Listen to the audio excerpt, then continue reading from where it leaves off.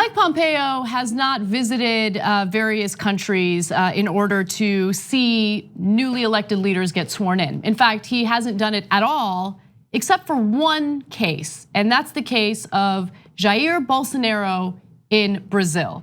Pompeo recently visited Jair Bolsonaro and the country of Brazil during the swearing-in ceremony, and it gives you a sense of where the Trump administration stands on this newly elected leader. Jair Bolsonaro is essentially Brazil's version of Donald Trump.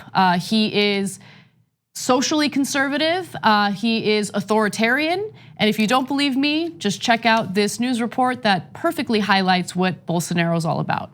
He has praised Brazil's former military dictatorship and its use of torture, wants to restore the death penalty, and has promised to expand access to guns.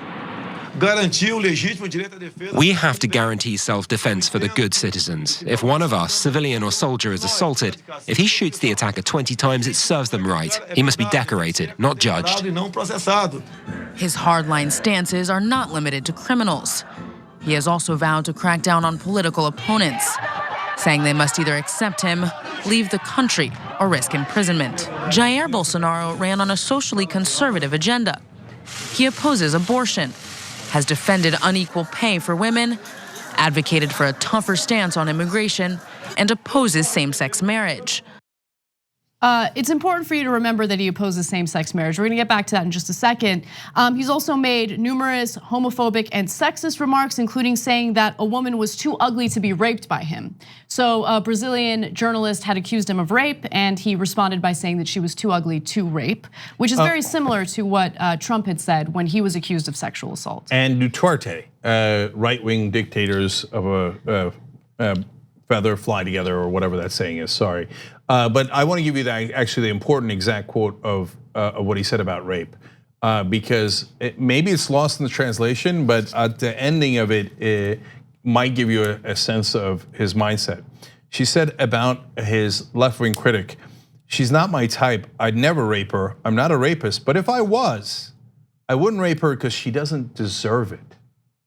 So now it's a critic, so it's not like she doesn't deserve it because she's a good person. No, he's saying she's doesn't deserve the benefit of his rape because she's too unattractive. Yeah, he fashions himself as a Trump-like figure in Brazil, and he's a big fan of Trump's. Trump is a big fan of his. They've got their bromance going on via Twitter. And again, Pompeo has not gone to any other inauguration. According to Think Progress, according to Pompeo's travelogue, this does appear to be the first and only inauguration of any state leader he has attended. And he said all sorts of favorable things about Bolsonaro, even given the number of human rights issues related to this leader. Now, it's amazing what's happening in Brazil because it's actually very similar to some of the things that we've experienced here in the United States. So for instance, Donald Trump will viciously go after his critics. He'll viciously go after journalists who don't even do editorial work. They just simply report on what Trump is doing, and he'll refer to them as the fake news media. And then here in the United States, you will have pro-Trump propagandists paid for by the Koch brothers going around and spreading the same nonsense message. Brazil has decided to recycle some of the same figures. In fact, one of those figures was recently featured on a Brazilian propaganda outlet. It's on YouTube, known as Brazil Paralelo, okay? Get a load of who they had on one of their shows to regurgitate Trump-like talking points about the media in Brazil. We have a very similar problem that you guys have in Brazil. I mean, the media has basically lost all credibility. The line that I like to say is that many, if not most journalists, they're not journalists anymore, they're activists. It's kind of incredible. Wow. I mean, we have useful idiots here in the United States. You just saw one of them. Why wouldn't Brazil take advantage of the same kind of situation? He's gonna go after LGBT members in Brazil. He's gonna, and Dave Rubin, if you don't know, is part of the LGBT community. And so they used him to prop up Bolsonaro. Wow, I hope the paycheck was good. Wow. $1.5 million home, so it must be good. Let's go to the next video. Again, this is Rubin on a Brazilian pro-Bolsonaro propaganda show. What is news really is what's really happening in culture. What are people really thinking about? Yeah, he's all about big ideas. What are people really thinking about? For someone like Dave Rubin, he's thinking about dollar signs. But Bolsonaro is already going after minorities in Brazil. He just got sworn in. He just had his inauguration. He believes that all of the issues happening in Brazil right now can be blamed on the black individuals who are living there, on immigrants. He wants to crack down on immigration. I mean, he is very similar to Trump, especially in that regard. And one of the media figures here in the United States who's done a really good job in covering what's happening in Brazil is Michael Brooks. So Michael Brooks sometimes appears on the Majority Report to fill in for Sam Cedar. And he actually was the person who brought my attention to the propaganda that Dave Rubin is now spreading for Brazilian propagandists. And he covered it. I wanna just quickly go to that video. I love how like even when you're trying to do like a serious, actually this is a really bad guy clip, which Dave Rubin is an incredibly bad, disgusting, morally vacant person. He's just so stupid that it's hard not to laugh. But no, I can't take any more. If you have any even cursory knowledge of modern Brazil, you know that the entire of mainstream Brazilian media, including state media, was ruthlessly opposed to Dilma Rousseff and Lula da Silva and have spread every matter of rumor and innuendo about the Workers' Party, covered Bolsonaro with kid gloves. The Wall Street Journal endorsed him. The Brazilian mainstream press either endorsed him or treated him with kid gloves. And they all supported a extrajudicial coup that removed Dilma. Yep, and he mentioned Lula da Silva there. He was actually the leading candidate in the elections in Brazil. And he was arrested for corruption. And there was no evidence presented, against him in that corruption charge. The only evidence that was presented, and let me just tell you what the charge was. So it was a corruption charge. The accusation was that Lula da Silva had taken a bribe in the form of a luxury apartment that was worth $1 million, and that a construction company had given him that apartment with the hopes of securing a giant contract, okay? OAS is the construction company.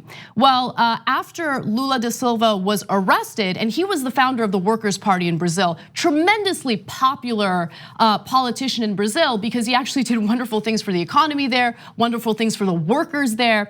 The president of the construction company had testified in order to get a plea deal that yes, this is what happened. That was the only evidence. That was the only evidence. Anyway, he was also, of course, because he was running against Jair Bolsonaro, his political opponent. And Bolsonaro has been very clear in how aggressively he wants to go against his political opponents. So just something to keep in mind. Da Silva is now serving a 12-year prison sentence in Brazil. Outrageous. And so what is Bolsonaro doing? He's doing actual corruption. He's like, oh, the indigenous lands, they don't need them anymore. I'm gonna give it over to my the supporters who's the agriculture industry in Brazil. That's corruption on a macro scale. And so that's how they roll. It reminds me of Mohammed bin Salman arresting all of his opponents in Saudi Arabia and saying, oh, I'm doing it because of corruption. Hilarious, as he bought a $500 million yacht at the same time as arresting and getting ransoms from other royalty in Saudi Arabia. So all these right wingers, and by the way, Viktor Orban, another right wing populist from Hungary, was at the inauguration, and Benjamin Netanyahu was, and we sent Mike Pompeo with warm wishes from the United States. Final thing is on the human rights minister, fundamentalist evangelical that was put into that position, and saying that not only is he not interested basically in pursuing human rights for native Brazilians and for former slaves, but he criticized what he called the gender-based ideology and said girls will be princesses and boys will be princes. There will be no more ideological indoctrination of children and teenagers in Brazil. In other words, we will do indoctrination of kids in Brazil and tell them boys will be princesses and girls will be princesses. Boys will be princes, yeah. Right? So they're going to do indoctrination and say that you're not normal or right if you do not fit into these gender roles that they have decided for you. Yep. And they're gonna start that culture war. And apparently, some people from America are happy to help them with that culture war while blaming the press. Totally counterfactual. What the press actually did is Brooks explained there, and then to turn around and say, oh, it's the evangelical right wing in Brazil that's actually being oppressed. Please. You need to make sure that you go hit those minorities and don't worry, it's okay, I'm gay and I'm saying that you're great. Well, I'm sure they deeply, deeply appreciate that. And so now Bolsonaro, by the way, is gonna probably auction off a lot of the Amazon and also help destroy the planet. So big ideas, lots of big ideas being discussed here. I hope the check's clear for Bolsonaro and others. On the go, don't worry, we got you covered. You can still listen to TYT at our new podcast network. Find us on Apple Podcasts, the Google Play Store, or at tyt.com/podcast.